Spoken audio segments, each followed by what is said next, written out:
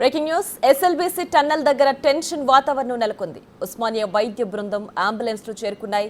GPR ఆక్వాఐ సహాయంతో 8 మంది కార్మికుల ఆనవాళ్లు బురదలో గుర్తించినట్లు సమాచారం అంతోంది. టీబీఎం కట్ చేస్తే టన్నెల్లో చిక్కుకున్న 8 మంది కార్మికుల్ని బయటకు తీసుకొచ్చే ఛాన్స్ ఉంది. దీంతో పనుల్ని స్పీడప్ చేసి కార్మికుల దగ్గరికి చేరుకుంటామని అధికారులు చెబుతున్నారు. ఎన్జీఆర్ఐ గుర్తించిన స్పాట్స్ పై మరింత క్లారిటీ రావాలంటున్నారు ఆఫీసర్లు. మట్టి ఎక్కువగా పేరుకుపోవడం, టీబీఎం 2 ముక్కలుగా ఊడిపోయి ముందుకు రావడంతో రెస్క్యూ టీంకి ఇబ్బందులు ఎదురవుతున్నాయి.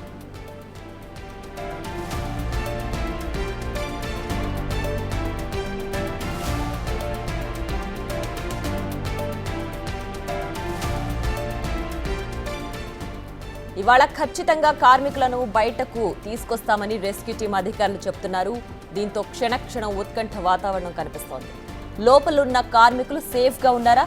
టన్నెల్లో చిక్కుకుని 8 రోజులు దాటుతుండటంతో ప్రాణాలతో ఉన్నారా లేదా? ఇలా ఎన్నో ప్రశ్నలు రేకెత్తిస్తున్నాయి.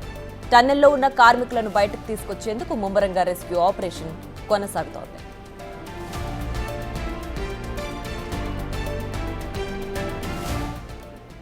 మరోవైపు టన్నెల్ దగ్గర పోలీస్ సెక్యూరిటీ టైట్ చేశారు. ఓవైపు అంబులెన్స్లు, మరోవైపు వైద్యులు టన్నెల్ దగ్గరకు చేరుకోవడంతో ఏ క్షణమైనా కార్మికులు బయటకు తీసుకొచ్చే ఛాన్స్ కనిపిస్తోంది.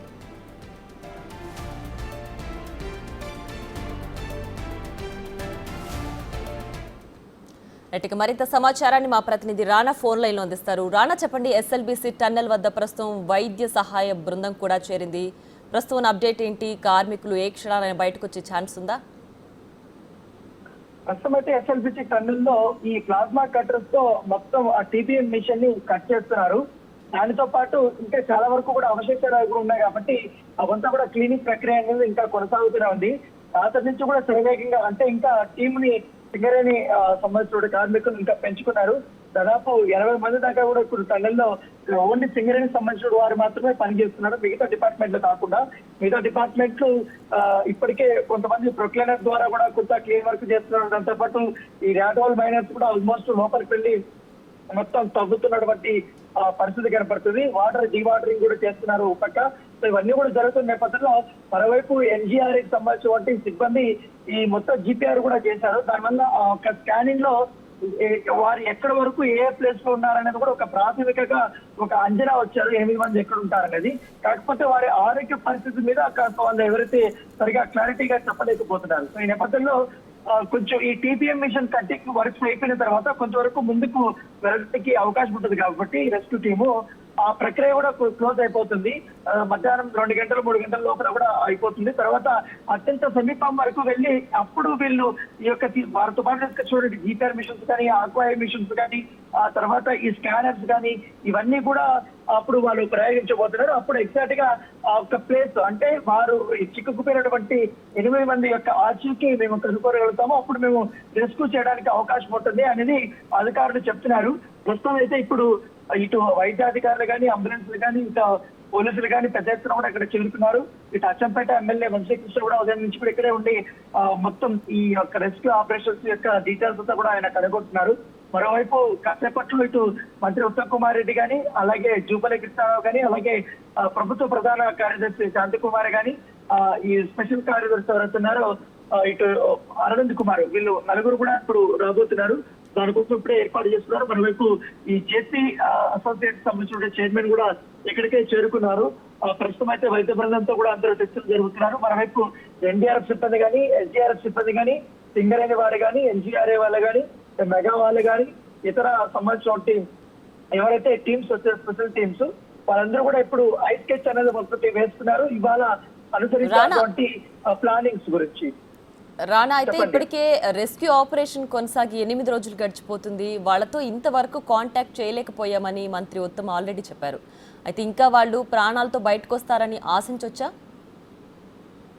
అంటే ప్రభుత్వం కూడా ఆ తరానే ఆలోచిస్తుంది. ఎందుకంటే అక్కడ ఉన్నటువంటి పరిస్థితులు చూస్తే వారు ప్రాణాలతో ఉండకపోవచ్చు అనేది కూడా ఒక మాట అనుకున్నప్పటికీ కానీ బై లాస్ట్ హోప్ అనే ఉద్దేశంతో, ఎందుకంటే అక్కడ ఆక్సిజన్ అందదు, కనీసం వారికి ఆహారం లేదు, ఇతర టన్నెల్ పడితే కనీసం ఆక్సిజన్ పీల్చుకోవడానికైనా ఉంటుంది. కాకపోతే వారు ఉన్నటువంటి ప్రదేశంలో ఈ ఆక్సిజన్ బెలూన్ అనేది మొత్తం పోయింది. సో ఇప్పుడు రెస్క్యూ ఆపరేషన్ జరుగుతున్న ప్లేస్ వరకు మాత్రమే ఆక్సిజన్ బెలూన్ అనేది ఓపెన్ లో ఉంది. సో ఖచ్చితంగా అక్కడ ఆ వేడికి కానీ, ఆ వాటర్ కానీ, ఆ బురద కానీ కూరుకుపోయింది కాబట్టి చాలా వరకు కూడా వాళ్ళు బ్రతుకు ఉండే అవకాశం ఉండదనేది కూడా కొంతమంది వైద్యులు ఇక్కడ చెప్తున్నారు.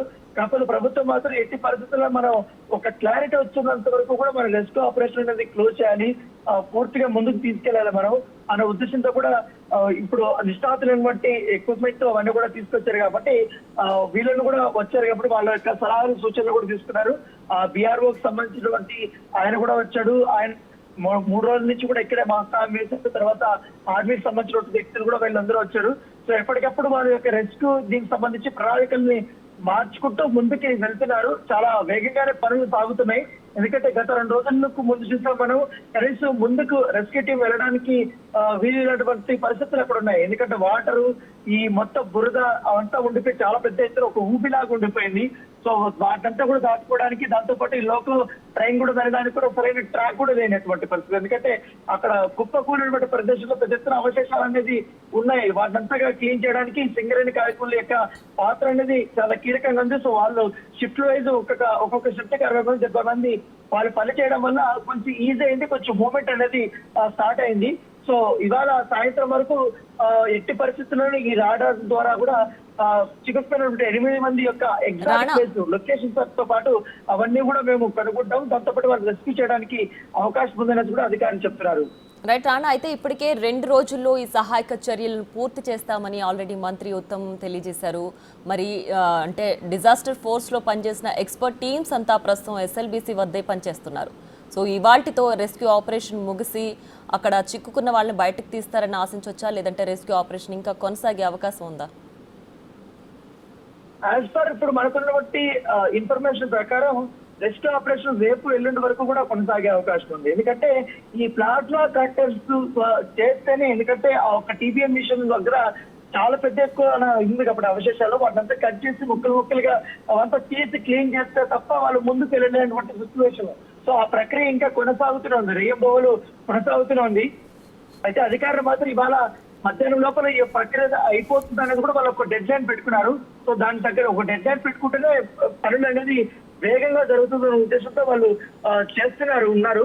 సో దాంతో పాటు ఇంకా కొంతమంది ఎక్విప్మెంట్ కూడా తీసుకొచ్చారు కాబట్టి 4 గంటల వరకు కూడా కాస్త వరకు ఈ యొక్క కట్టింగ్ ప్రక్రియ అనేది అయిపోతుంది.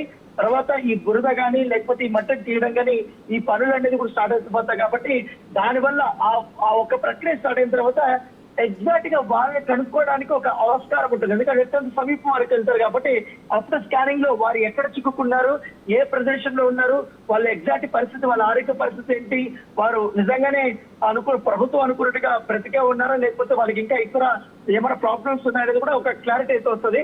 సో దానికోసమే ఇప్పుడు వీళ్ళందరూ అధికారులు ఎదురు చూస్తున్నారు. ఇప్పుడు స్థానిక కలెక్టర్ గానీ 2 జిల్లాకు సంబంధించిన కలెక్టర్లు ఉన్నారు. ఇక్కడ అరవింద్ కుమార్ ఎప్పటికప్పుడు పర్యవేక్షిస్తున్నారు. దాంతో పాటు ఒక కంట్రోల్ రూమ్ కూడా ఏర్పాటు చేస్తున్నారు కాబట్టి ఉదయం పూట వీళ్ళు సమావేశమైనప్పుడు ఖచ్చితంగా ఒక యాక్షన్ ప్లాన్ అనేది వాళ్ళు రెడీ చేసుకున్నారు. రెడీ చేసుకున్న తర్వాత ఈ 4 గంటల లోపల కొంత దగ్గరికి వెళ్తే మనకు ఒక క్లారిటీ వస్తుందని కూడా అధికారులు చెప్తున్న నేపథ్యంలో మనకి అసపట్లో మంత్రులు వచ్చిన తర్వాత మంత్రులకు ఇదే విషయం అయితే చెప్పబోతున్నారు. దాని ప్రకారంగా యాక్షన్ ప్లాన్ ని కూడా మరి కొంత ముందుకు తీసుకెళ్లే అవకాశం ఉంది. ఎందుకంటే ఒకటేసారి టన్నెల్లోకి చాలా మంది వెళ్తున్నటువంటి పరిస్థితుల్లో అక్కడ ఎవరు ఏ పని చేయాలన్న దాంతో కూడా ఒక క్లారిటీ ఉంది. కాకపోతే కొంచెం లోకల్ ట్రైన్ అనేది అంతమందిని తీసుకెళ్ళడానికి అది సదుపాయం లేదు. ఎందుకంటే దాదాపు 2 కిలోమీటర్ల వరకు కూడా 2 అడుగులు ఎత్తున వాటర్ ఉంది. ఆ వాటర్ మధ్యలోనే ఈ లోకల్ ట్రైన్ అనేది వెళ్లాల్సిన అవసరం ఉంది. సో చాలా జాగ్రత్తగా వెళ్లాల్సినటువంటి పరిస్థితి, దానివల్ల సమయం చేసుకుంటుంది.